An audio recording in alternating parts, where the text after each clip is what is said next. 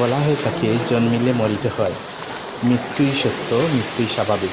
কিন্তু কিছু কিছু মৃত্যু মানুষকে মৃত্যুর আবহে ডেকে রাখা যায় না, মানুষের কর্ম তাকে বাঁচিয়ে রাখে। ঠিক এমনই একজন মানুষ জনাব মনোজির আলী।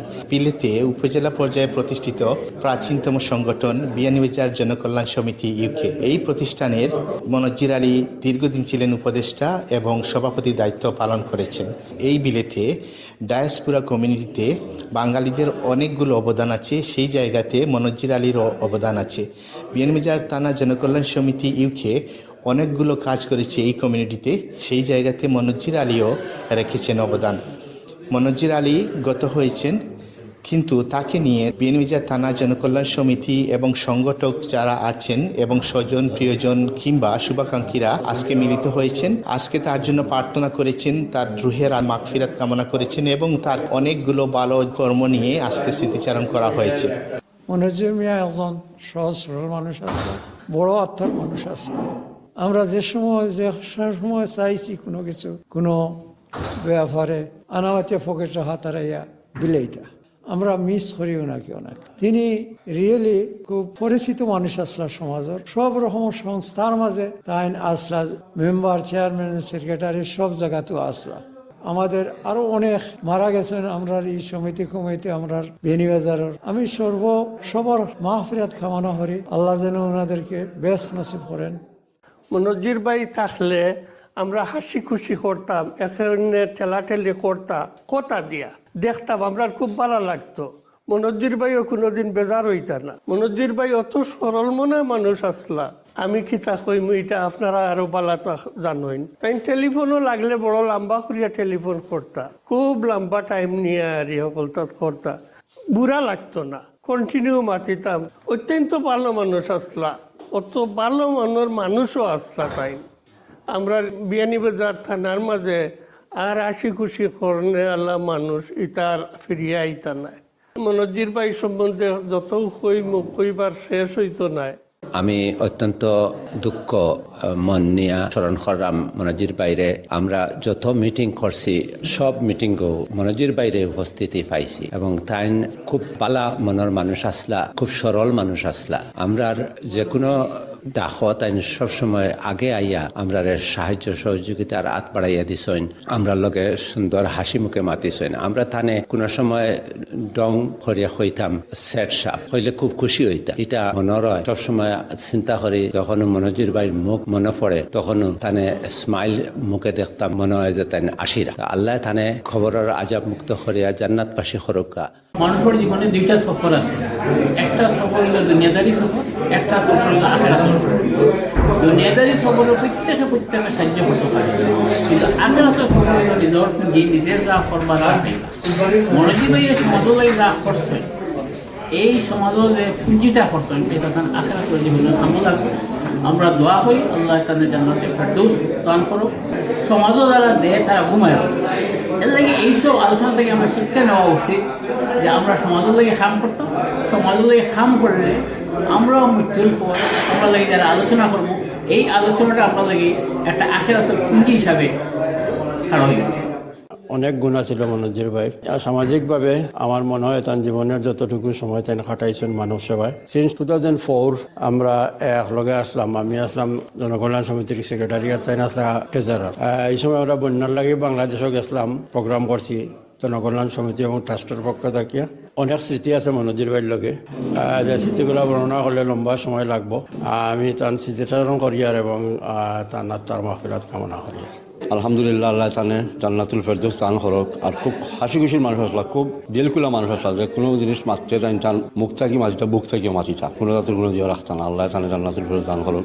তার বাচ্চা খাইচাও আলহামদুলিল্লাহ খুব ভালো লেখাপড়া করাইছন, করাইয়া তার বাচ্চা ইন্তেও প্রতিষ্ঠিত করছেন, তার বাচ্চা সমাজের গুরুত্বপূর্ণ পদে অধিষ্ঠিত আছেন। কষ্ট হইল কি সবচেয়ে বড় অ্যাচিভমেন্ট একজন বাপ হিসাবে।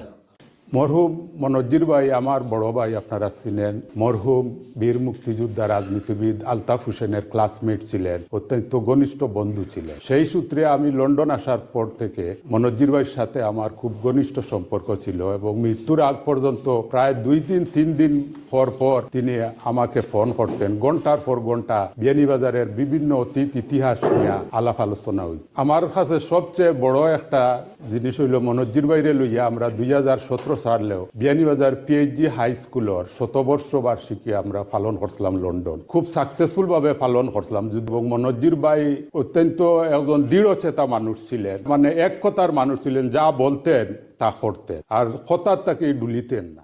সত্য কথা যে আজকে লন্ডন আমরা যে কমিউনিটি আছি বিয়ানীবাজার যত সামাজিক কাজ আছে প্রত্যেকটা জিনিসও মনজির ভাই অগ্রণী ভূমিকা পালন করছেন এবং আর্থিকভাবে সহযোগিতা করেন। তিনি একজন দানবীর মানুষ আসলা, প্রত্যেকটা মিটিং করে অ্যাটেন্ড করতে এবং সবার সাথে তার খুব সুসম্পর্ক ছিল।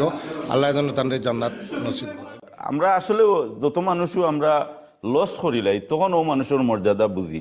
মানুষটা থাকলে আমরা যা মর্যাদা বুঝিও না, আমরা অত মর্যাদা দিতামও চাই না, জানি না কিতা লাগে। এই মানুষগুলারে আমরা প্রতিটা ক্ষেত্রে মর্যাদা দেওয়া দরকার। গুণী মানুষের সমাধান না করলে আসলে সমাজে গুণী মানুষ ক্রিয়েট হইতা না। মানুষ বালা খাস থাকি বিরত থাকতে থাকবা। মানুষের কল্যাণে যত মানুষে খাস করছেন, আমি সারা মানুষের আত্মার মাগফিরাত কামনা করি এবং তাদেরকে আল্লাহ তাআলা জান্নাতুল ফেরদৌস নসিব করেন। তানরে আমরা এই দেশে আইয়াও পাইছি প্রত্যেকটা সামাজিক সংগঠনের সাথে জড়িত এবং অত্যন্ত বালা মানুষ, যা আমরা মরার বাদে কই বালা মানুষ জীবিত অবস্থায় হইতাম পারি। বড় একটা ব্যর্থতা। আমরা চাই এরার লাগান মানুষরে আমরা জীবিত তাতে মূল্যায়ন করতাম, যদিও আমরা পারছি না। এমন কোনো সংগঠন নাই যেগুলো আমরা দাওয়াত দিছি আর তাই আইসইন না। প্রত্যেকটা প্রোগ্রামে অ্যাটেন্ড করতা এবং যে সামাজিক কর্মকাণ্ডে আমরা উৎসাহ দিতা। আইস্তাইন নাই আল্লাহর কাছে দোয়া করে তাদের জন্য জান্নাতুল ফেরদৌস নসিব করেন।